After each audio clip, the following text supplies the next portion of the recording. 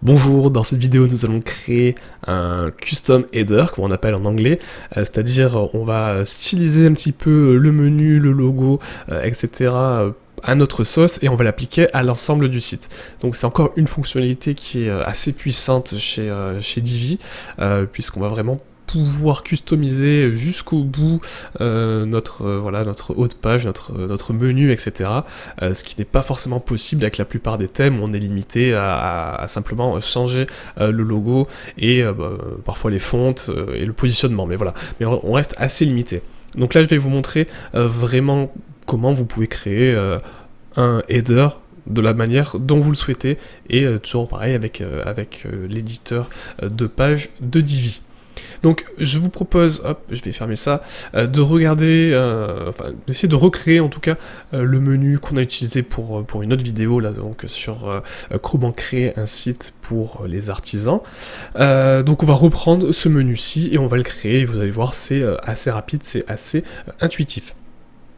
Donc ce qu'il faut faire, c'est donc se rendre sur son back-office de WordPress, comme ici. Donc ensuite on va se rendre dans l'onglet Divi, on va cliquer dessus si on le souhaite, ou alors sur la petite barre qui s'affiche comme ici, vous cliquez sur Theme Builder ici. Donc je vais annuler parce que j'ai fait supprimer l'ancien.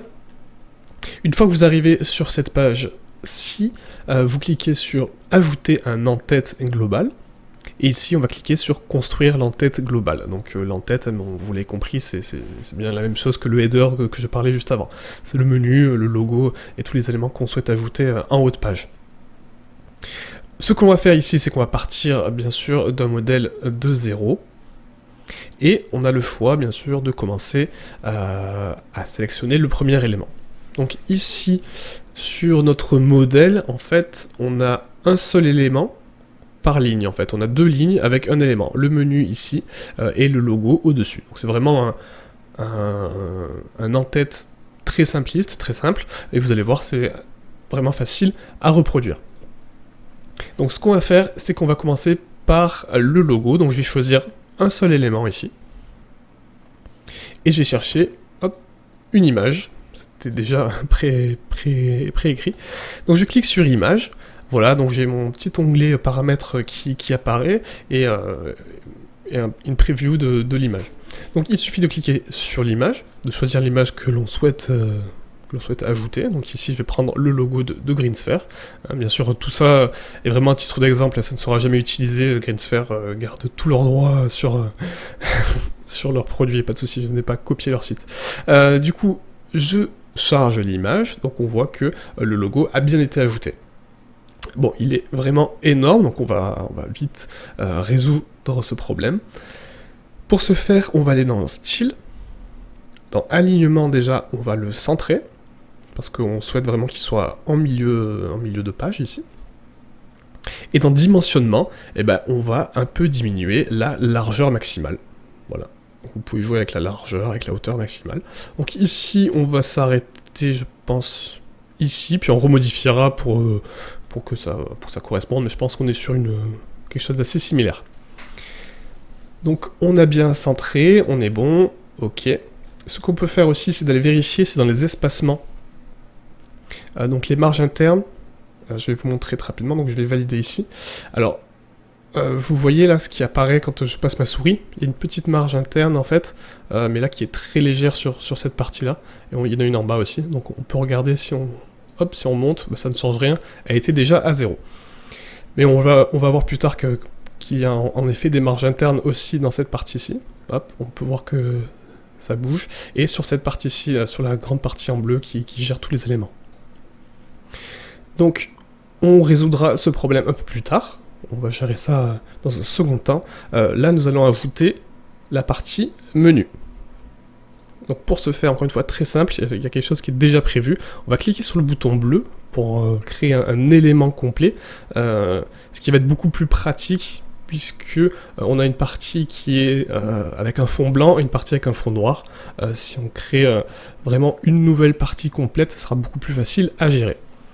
Donc pareil, j'insère une sélection normale, ça va être en un seul bloc. Voilà, donc je sélectionne mon bloc. Ici, je vais chercher le menu. Voilà. On attend qu'il charge, hop. Et je vais choisir du coup mon menu principal que j'ai au préalablement déjà rempli. Mon menu a bien été ajouté. Maintenant, on va bien sûr le centrer, on va essayer de faire en sorte qu'il n'y ait plus toutes ces marges, et puis on va aussi ajouter, comme prévu ici, voilà, la barre noire qui va passer au-dessus du menu. Donc on va commencer par centrer cet élément. Donc toujours pareil, on va aller dans le style. C'est là où vraiment on va pouvoir styliser à chaque fois chacun des éléments. Donc centrer, changer la police d'écriture, changer la taille, etc. C'est toujours ici. Donc ici, on va aller dans texte du menu. Et puis là, on va descendre et on va chercher alignement du texte. On va centrer. Et voilà, notre menu est centré avec notre logo, pas de souci, on est bien.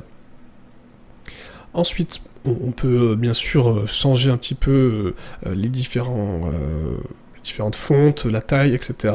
Par la même occasion, je peux vous montrer une petite astuce qui pourra vous être utile. Alors pour la police, pour choisir la police par exemple, alors vous avez vu une police qui vous intéressait, que vous trouvez plutôt jolie chez un de vos concurrents ou sur un site que vous êtes tombé dessus. Donc il y a une petite astuce qui vous permet de facilement déterminer quelle police a été utilisée, vous allez voir. Donc on va essayer de déterminer quelle police a été utilisée pour le menu ici. On peut faire un clic droit sur l'élément, on va cliquer sur inspecter, et vous voyez, vous pouvez aussi faire CTRL plus MASH plus I, mais bon, un petit clic exactement au bon endroit, c'est bien. C'est beaucoup mieux en fait, hein, puisque ça va directement nous sélectionner l'élément. Là, si vous regardez vraiment ici au niveau de chauffage, pendant que je passe ma souris sur l'élément, voilà, c'est bien celui qui est sélectionné. Et là, dans la partie de droite, donc vous, elle peut être en dessous, ça dépend comment ça a été réglé. Ici, vous pouvez taper font, et on voit ici font family, donc c'est ce que vous allez chercher, et on voit que c'est la police OpenSAN. Donc si vous voulez retrouver une police que vous trouvez plutôt jolie, c'est une astuce voilà, assez rapide, finalement ça demande pas beaucoup d'efforts. Je vais fermer ceci, et puis on va mettre la même police, donc c'était du OpenSAN. Voilà, donc je pense que j'étais peut-être déjà en OpenSAN, j'ai pas vu beaucoup de changements, mais peu importe. On va augmenter un tout petit peu le texte, peut-être, voilà, que ce soit un peu plus lisible. Et puis pour l'instant on va le laisser en noir, mais on le passera en blanc plus tard une fois qu'on aura la bande noire qui sera activée. Donc pour l'instant on est pas mal, peut-être qu'on va le mettre en capital aussi.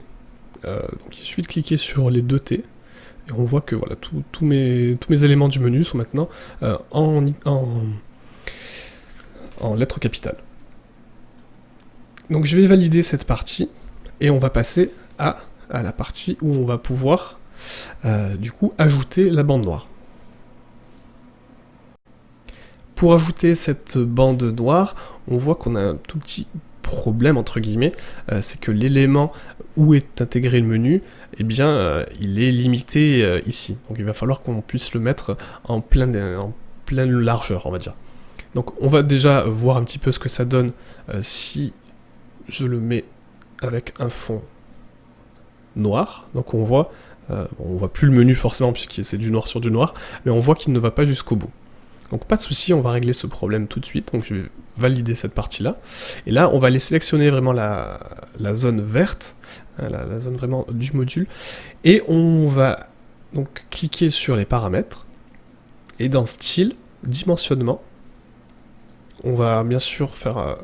on va cliquer sur cette option-là, donc utilisation personnalisée de la largeur de gouttière. C'est un peu mal traduit, mais bon, de la largeur. Donc on fait oui. Et là, on va pouvoir descendre et choisir ici 100%. Ensuite, on va faire un copier et on va coller 100% ici, ou taper 100%, vous faites comme vous voulez, mais on la met à 100%. Et là, on voit que derrière, eh bien, la barre noire est en plein écran, en pleine largeur. Donc c'est bon, on a exactement ce qu'il nous fallait. On peut valider ceci. Ensuite, on va retourner du coup sur notre menu. Et là, Au niveau du style, encore une fois, on va retourner dans le texte du menu.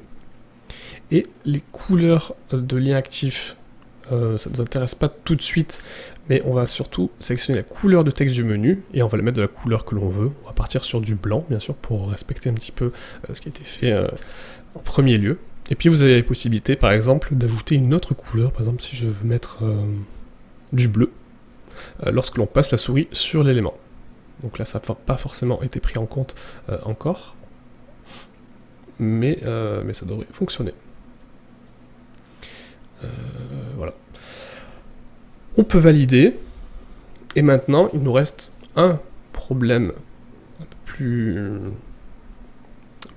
assez rapide à régler, ne vous inquiétez pas, c'est de supprimer tous ces espaces. Donc, comme on le voit, hein, si je passe ma souris ici, on voit que tout cet espace qui est bleuté là, en fait ce sont des marges internes à cette partie que l'on peut soit diminuer comme ça manuellement, soit que l'on peut diminuer à l'aide des paramètres. Donc on va supprimer les marges de tous les éléments, là donc de l'élément vert et de l'élément bleu. Les deux éléments bleus. Donc on va commencer par le bas, on va regarder si il y a de la marge du coup sur l'ensemble de notre module, donc dans paramètres, puis style, enfin dans espacement, et ici on va mettre un 0 et on va cliquer ici sur le petit bouton qui va lier du coup l'espacement au-dessus et l'espacement en dessous. Donc après c'est vous qui décidez si vous souhaitez en mettre un tout petit peu, parce que si on met par exemple 2 pixels, ou 5 pixels, voilà, ça change un petit peu. On verra plus tard, mais on va partir sur du 0 pour l'instant. Ensuite, on va faire la même chose avec l'ensemble de l'élément. Donc ici, hop, je vais cliquer sur la petite molette, puis dans style, puis dans espacement. Et là, on voit qu'il y a une marge interne de 50. On va supprimer ça, on va mettre 0. Et on va lier aussi, encore une fois. Donc là, on voit qu'on a gagné de l'espace, hein, il n'y a plus de marge interne du tout dans l'ensemble de l'élément. On va valider ici, enregistrer. Et puis la même chose, encore une fois, sur cet élément bleu. Alors cette fois-ci, je vais laisser 1 ou 2 pixels, puisqu'après, si on met à 0 tout de suite, on n'aura plus forcément accès au petit bouton, la petite possibilité d'aller dans les paramètres. Donc je suis ici, dans espacement, on a 52 pixels. Eh bien, je vais supprimer le 5 ici. Et j'ai oublié, pardon, de supprimer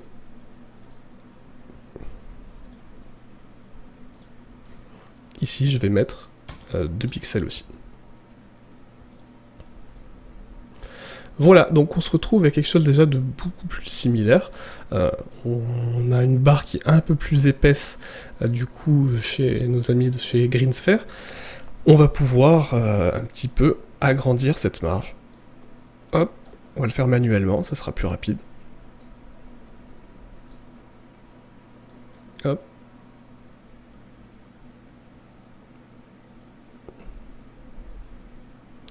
Voilà, donc après le but c'est d'essayer d'obtenir quelque chose qui corresponde voilà, à ce que vous voulez, hein, faire plusieurs modifications. Une petite option aussi, alors je ne vois pas si elle est présente, non ici, on va rajouter un petit bouton pour faire des recherches sur le site internet, donc si vous avez pas mal de pages, ça peut être intéressant.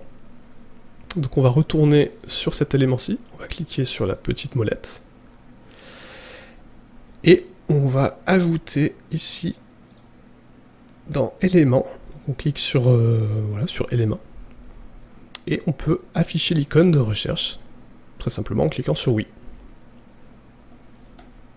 Dans le style, l'icône du coup de recherche, on peut la mettre en blanc, ou dans toute autre couleur que l'on souhaite. Et puis bien sûr, on va pouvoir changer la taille de l'icône. Voilà, donc je pense que comme ça, c'est très bien. Peut-être un petit peu plus d'espacement. Ce qui est faisable aussi peut-être. Bon, on va rester comme ça. Pas la peine d'aller trop dans le détail, mais en tout cas, normalement, si on clique dessus, on a maintenant une barre de recherche qui s'affiche. Très bien.